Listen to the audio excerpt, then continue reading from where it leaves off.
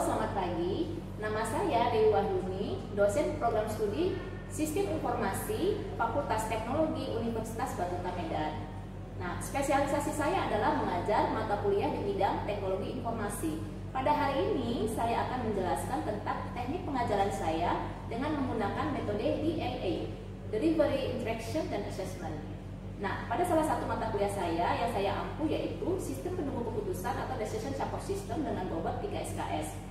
Sebelum saya menjelaskan lebih lanjut mengenai teknik pengajaran saya, terlebih dahulu saya akan menjelaskan deskripsi singkat, luaran yang diharapkan, dan mode pembelajaran pada mata kuliah Sistem Penunggu Keputusan ataupun Decision Support System. Nah, Sistem Penunggu Keputusan atau Decision Support System merupakan mata kuliah yang hadir sebagai bentuk respon dari para pengambil keputusan dalam menyelesaikan permasalahan dengan cepat dan akurat menggunakan sistem yang dikumpulkan melalui informasi dari data yang tepat dan telah diolah secara relevan.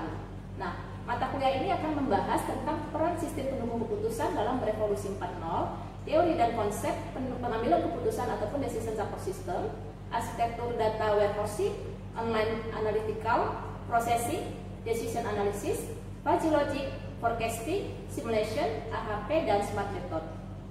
Dengan mengikuti mata kuliah sistem penunggu keputusan ini, mahasiswa diharapkan memiliki keterampilan umum dan keterampilan khusus. Nah, untuk keterampilan umum, mahasiswa diharapkan mampu memahami serta menerapkan pemikiran logis, kritis, sistematis, dan inovatif dalam konteks pengembangan atau keahliannya serta sesuai dengan standar kompetensi kerja bidang yang bersangkutan serta mampu mengimplementasikan ilmu, pengetahuan, dan teknologi yang memperhatikan nilai humaniora yang sesuai dengan bidang keahliannya. Nah, sedangkan untuk keterampilan khusus, mahasiswa diharapkan menerapkan konsep-konsep yang berkaitan dengan sistem penunggu keputusan untuk menunjang aplikasi komputer serta dapat menjelaskan teori sistem penunggu keputusan serta penerapannya dalam kehidupan sehari-hari. Untuk bisa mencapai kemampuan tersebut, mahasiswa akan diberikan topik-topik yang akan dibahas selama 14 pertemuan dengan menggunakan media blended learning. Berikut topik yang akan saya bahas. Yang pertama adalah peran sistem penunggu keputusan yang merupakan bagian dari kecerdasan buatan dalam revolusi industri 4.0.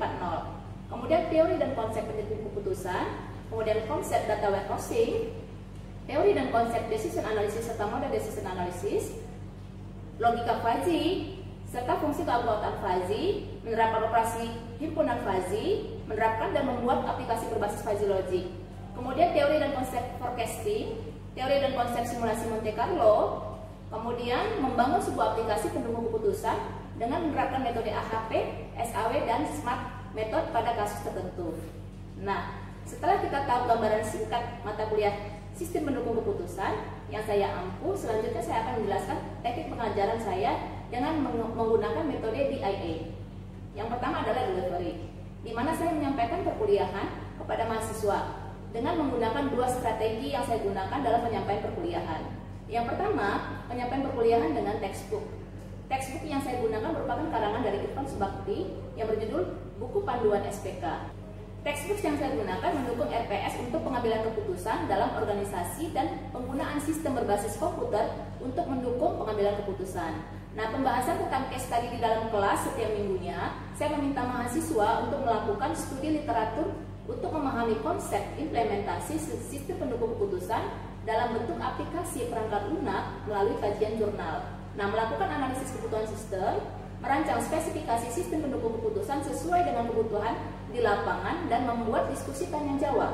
Dengan cara ini, saya yakin akan lebih efektif karena membuat mahasiswa dipaksa untuk menjadi lebih aktif karena setiap orang mempunyai probabilitas yang sama untuk maju di setiap minggunya.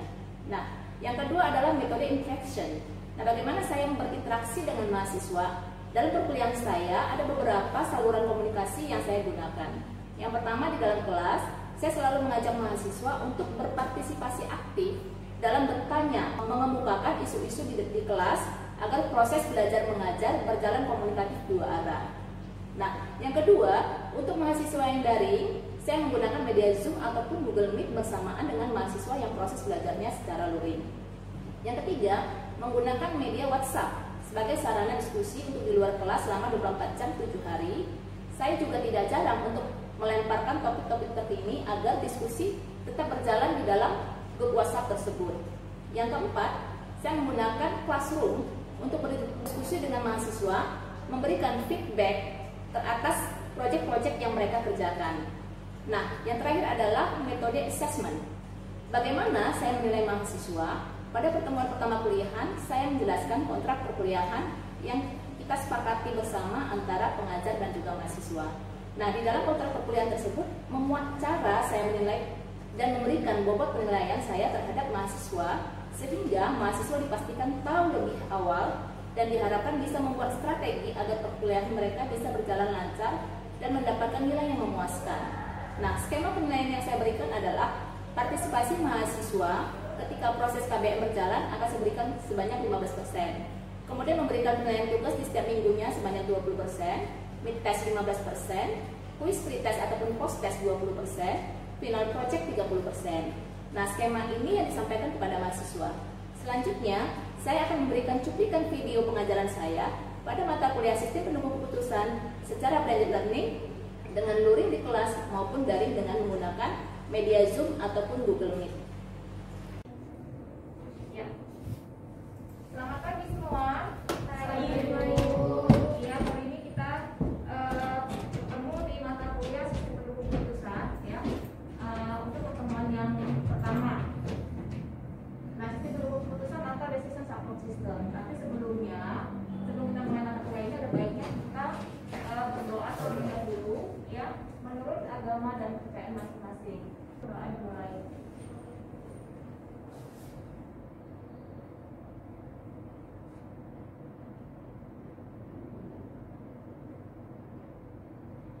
Ya, berdoa selesai.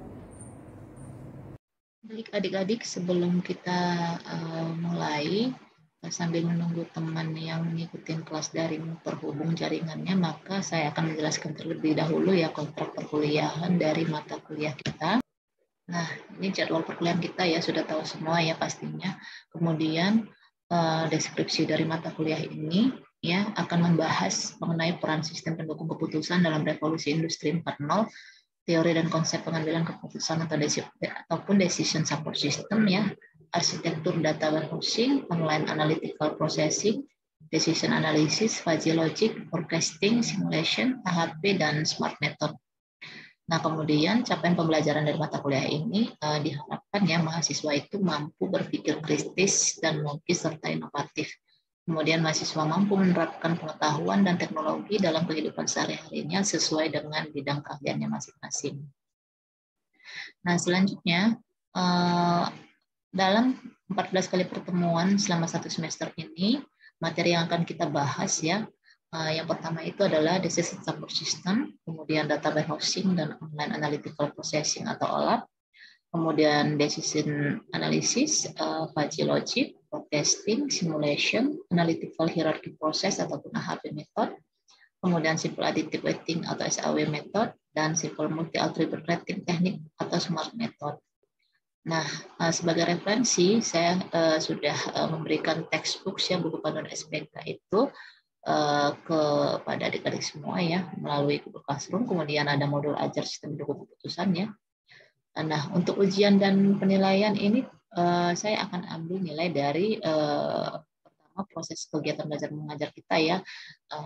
Saya akan menilai mahasiswa yang berperan aktif dalam memberikan saran, pendapat, ide ataupun gagasan beserta tugas di setiap minggunya dengan total nilai itu 24%, kemudian UTS-nya 30%, UAS-nya 40%, final project total nilainya 5%. Nah, UTS itu 1 kali remedial saya kasih kesempatan, UAS-nya juga sama ya, 1 kali remedial. Nah, remedial test ini diadakan ya maksimal 2 minggu setelah nilai dibagi, kemudian mahasiswa yang tanpa ada konfirmasi tidak akan mengikuti remedial test dan tidak akan dilayani. Nah, sedangkan untuk tugas dan presentasi, ini pengumpulan tugas ataupun latihan itu saya harapkan tepat waktu ya, karena jika tugasnya telat, tidak akan diterima. Nah, tugas susulan yang dilayani itu pada minggu yang sama dengan pemberian tugas, kecuali ada konfirmasi secara logis. Nah, ini dia konversi nilainya ya, adik-adik bisa lihat sendiri di sini ya.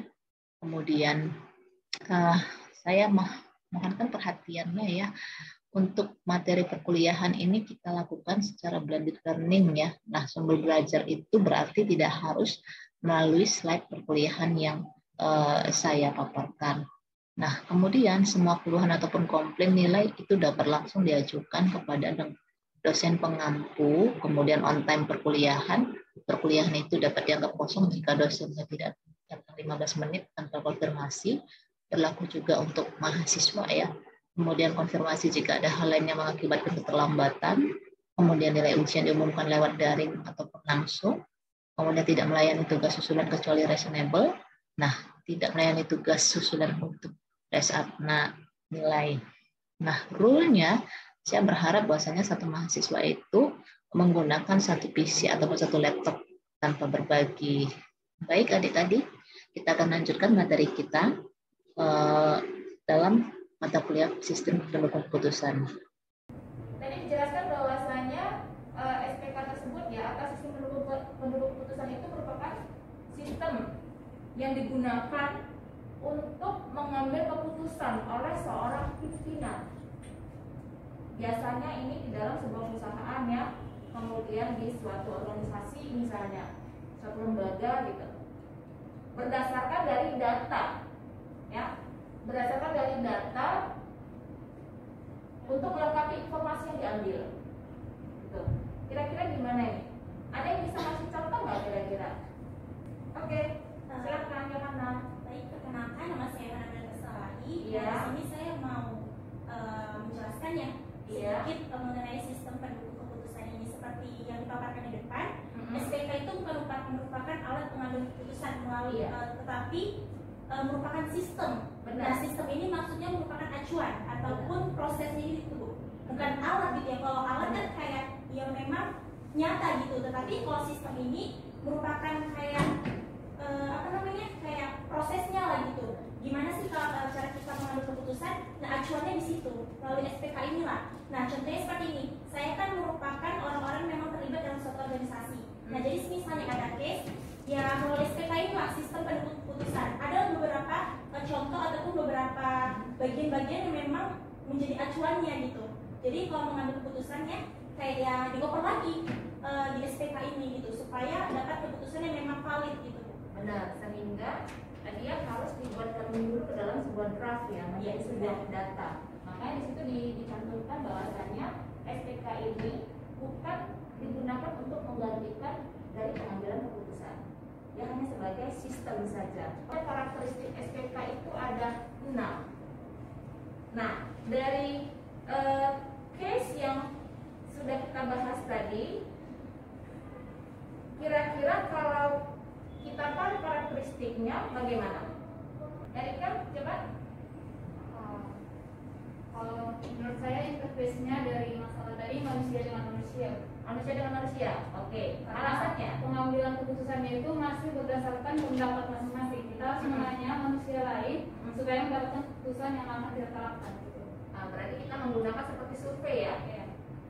Berarti kita menggunakan sebuah dokumen ya, sebuah survei data dari beberapa orang dikumpulkan, dirangkum, kemudian diproses, gitu. Oke. Ada lagi yang mau menambahkan kira-kira dari teman yang lain? Tidak ada ya? Oke, coba kita lanjut. Nah, selanjutnya ada jenis-jenis dari SPK ya. Nah, di sini adalah yang pertama keputusan yang terstruktur, ya. Nah, selanjutnya ada keputusan yang semi terstruktur. Kemudian selanjutnya ada keputusan yang tidak terstruktur. Ada 3 tadi ya. Kira-kira dari ketiga jenis, ya, terutama pada yang tidak terstruktur, karena dia tingkatan paling rumit, karena tidak berulang-ulang terjadi, apa kira-kira contoh nyata di depan mata kita yang sudah terjadi? Kalau teknologi banyak ya, kita baru sekarang ya. Apa salah satunya? Handphone. Handphone yang bagaimana? Yuk. Yang terbaru ini seperti apa teknologinya?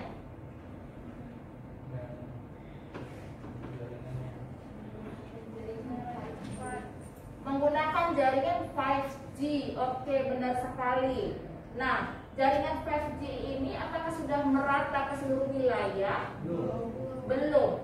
Masih tertentu. Kenapa? Muncul lagi pertanyaannya. Apa permasalahannya di sini?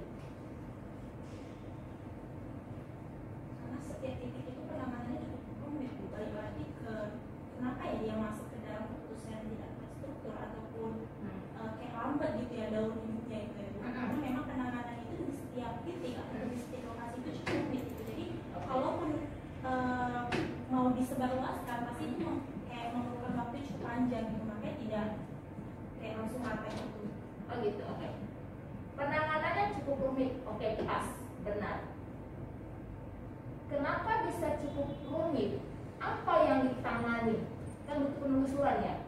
Apakah dia butuh perangkat yang mungkin dari segi biaya cukup mahal misalnya, sehingga dicatat dulu nih, dibagi-bagi dulu nih. Ini skop yang ini dulu deh, diutamain.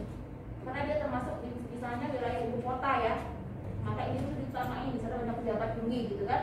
Nah, biaya yang dibutuhkan itu misalnya budgetnya sampai 1 T misalnya. Ini di plot dulu ke sana, masukkan ke anggaran biayanya, kemudian dilakukan proyeknya, kan gitu ya. Nah, setelah proyeknya selesai, pastinya akan bergilir lagi kalau dana yang lain sudah cukup. Karena mengingat biaya cukup mahal. Ya, perangkat teknologi itu kecil-kecil, mini-mini, tapi harganya selangit. Benar nggak ya? Benar ya. Oke. Kemudian contoh kalau untuk keputusan bergabung dengan perusahaan lain itu gimana maksudnya nih? Kerjasama apa itu? Kerjasama yang bagaimana? Kalau udah dikatakan bergabung itu berarti udah ada MOU-nya Bu. Maksudnya kayak udah ada kerjasamanya itu aneh. Iya. Iya, kerjasama yang bagaimana itu tadi yang saya tanya.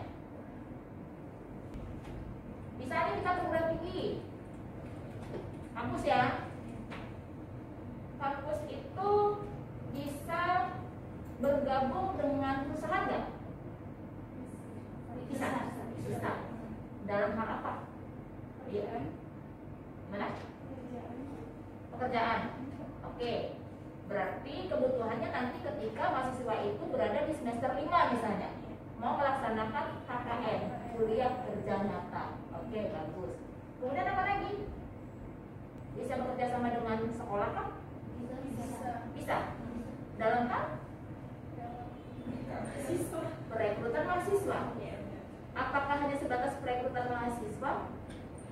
Untuk pekerjaan juga, soalnya kan siswa juga bisa melakukan KKN atau praktering di perguruan tinggi. Oke. Siswa bisa melakukan apa namanya istilahnya kalau siswa itu praktek lapangan ya, PKL ke perguruan tinggi. Satu. Kemudian kebutuhannya perguruan tinggi butuhnya ke sekolah untuk merekrut siswa, ya kan? Kemudian selanjutnya apa lagi? Perguruan tinggi bisa memberikan pelatihan gratis, benar nggak ya? Benar. Untuk menarik mahasiswa baru, calon mahasiswa baru, benar kan ya? Tiga, berarti banyak nih kerjasamanya, benar kan? Kemudian apa lagi kira-kira? Perguruan tinggi bisa mengajak sekolah untuk berkolaborasi dalam hal dosen melakukan pengabdian masyarakat, benar ya? 4, banyak berarti manfaatnya, ya. Perusahaan juga bisa, ya, pengabdian masyarakat dosen. Oke, kemudian apa lagi? Banyak ya, berarti sudah paham di sini ya. Oke, selanjutnya rekrutan eksekutif. Apa maksudnya? Kayaknya lebih ke situ sih Bu. Soalnya kan untuk rekrutan eksekutif itu udah namanya eksekutif ya Bu. Berarti Iya. itu kandidatnya itu dari menengah sampai ke menengah ke atas, bukan di bagian bawah tadi. Oke, pucuk pimpinan ya. Iya benar. Pucuk pimpinan. Yang namanya perekrutan eksekutif itu pasti dia mempunyai persyaratan tersendiri. Iya. Benar ya? Benar. Contohnya apa kira-kira? Ini kan nggak sembarangan kan? Untuk merekrut manajer misalnya atau direktur. Kira-kira persyaratan khususnya apa sih gitu kan? Kenapa kok seperti kalau dia sudah tercantum di sini berarti dia sifatnya itu spesial, kan gitu ya? Apa contohnya kira-kira? Syarat khususnya misalnya dia harus sudah punya pengalaman di perusahaan lain, memimpin selama 10 tahun misalnya, misal skillnya, bener nggak sih dia sudah ahli atau pakar di bidangnya sehingga dia layak direkrut untuk menjadi seorang manajer atau direktur. Benar ya? Oke. Kemudian bertanggung jawab dengan tugas yang diberikan. Jangan-jangan dia lari, karena kan sudah ada teken kontrak ya. Kontrak, oke. Di sini persyaratannya dia sudah terpenuhi, bahkan pengalamannya cukup luas, cukup banyak gitu kan. Ini akan berpengaruh dengan salary, gaji. Benar kan? Kalau dia yang direktur atau manajer baru paling gajinya sebulan 10 juta. Tapi kalau yang sudah berpengalaman, kata berpengalaman ini sangat-sangat berpengaruh sekali. Bisa jadi gajinya 30 juta sebulan. Benar ya? Oke, itu di apa namanya? Di spesifikasikan ya. Oke, kemudian apa tadi bertanggung jawab habis itu? Disiplin. Disiplin? Apa? Disiplin. Loyal. Dia harus bisa loyal ke bawahan. Kalau nggak loyal, nggak kepake. Kenapa? Kenapa loyal ini sangat diutamakan? Sama seperti seorang pelanggan. Ketika dia tidak dilayani dengan baik, membeli di toko tersebut, dia lari nggak? Lari. Berarti kata loyal di situ gimana? Dia nggak bakal komitmen di perusahaan itu. Oke, kemudian, ya, kemudian kalau dia bisa memberikan loyal pada bawahannya, bawahannya itu bakal kayak ngerasa dihargai dan memang stay di situ kan. dia akan membentuk sebuah tim baru yang solid. Benar ya? Karena pimpinan itu dia nggak bisa ngebosin. Menemukan seorang pimpinan yang tanda kutip otoriter, kira-kira nyaman nggak gaji? Kenapa? Satu, tertekan. Kemudian apa lagi? Tidak bisa memberikan saran pendapat. Oke, kemudian apa lagi? Kerjanya seperti dikekang, kayak robot ya. Benar. Oke, apa lagi? Nggak enjoy, nggak bebas. Kemudian suka ngatur ya. Semuanya harus begini, gitu ya. Oke, kemudian apa lagi?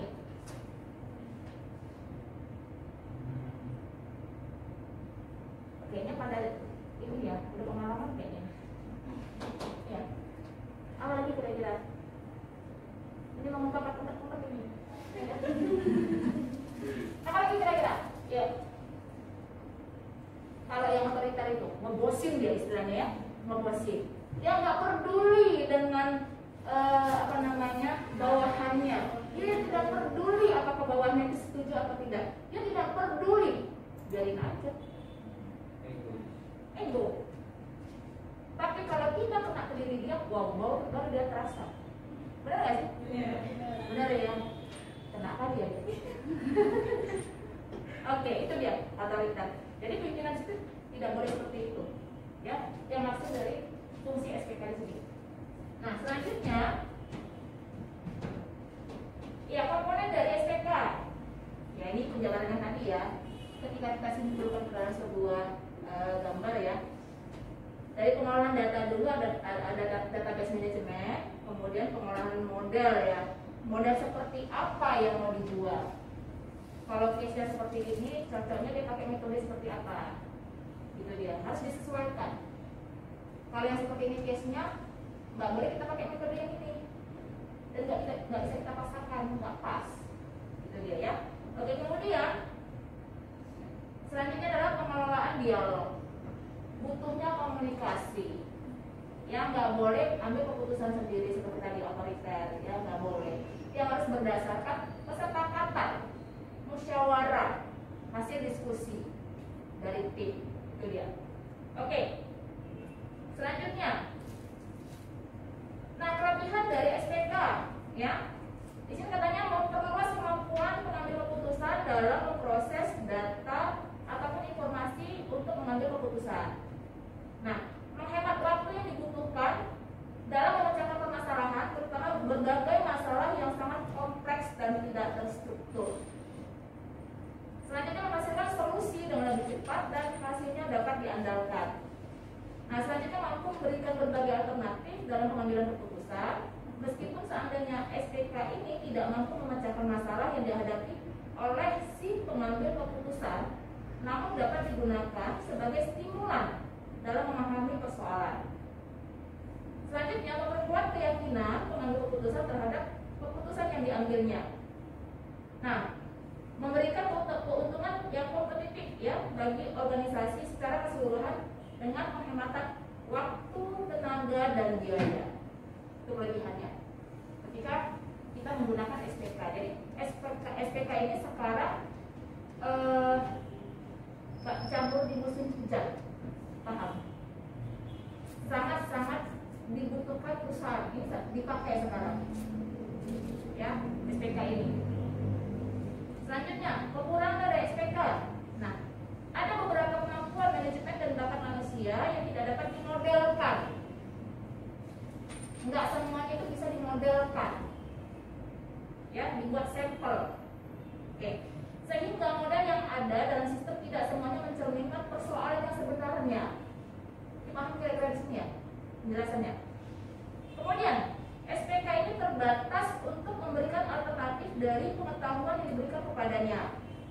Ya, ini biasanya pengetahuan dasar serta model dasar ya pada waktu perancangan program tersebut.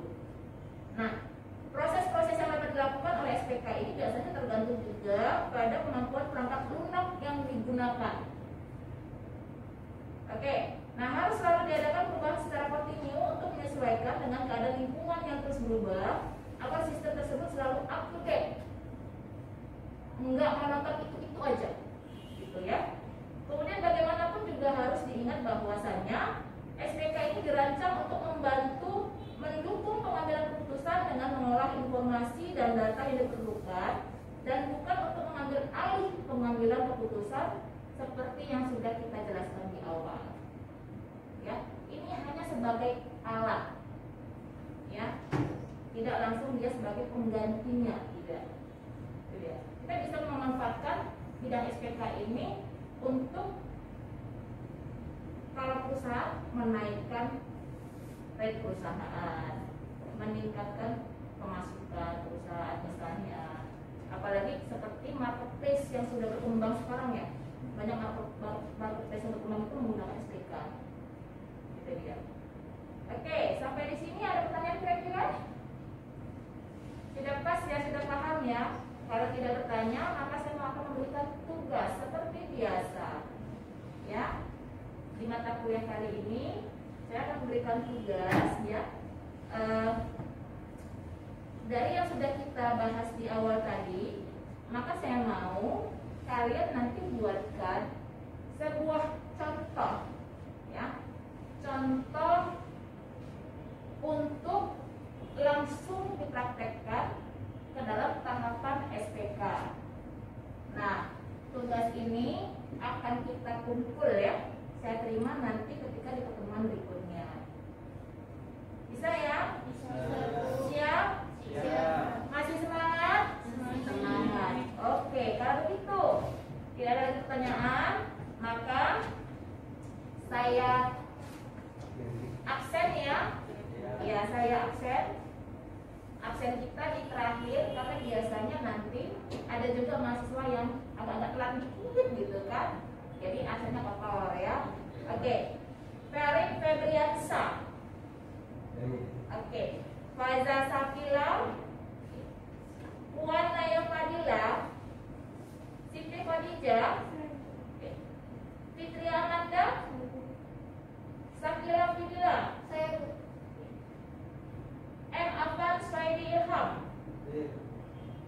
Happy Dwi Januariska, Erika Tridisti Shanifal, Yohana Melia Silalahi. Oke. Baik adik-adik semua, dengan berakhirnya materi kita hari ini, maka berakhir pula pertemuan kita pada hari ini. Terima kasih yang sudah bisa hadir ya. Selamat siang. Siang.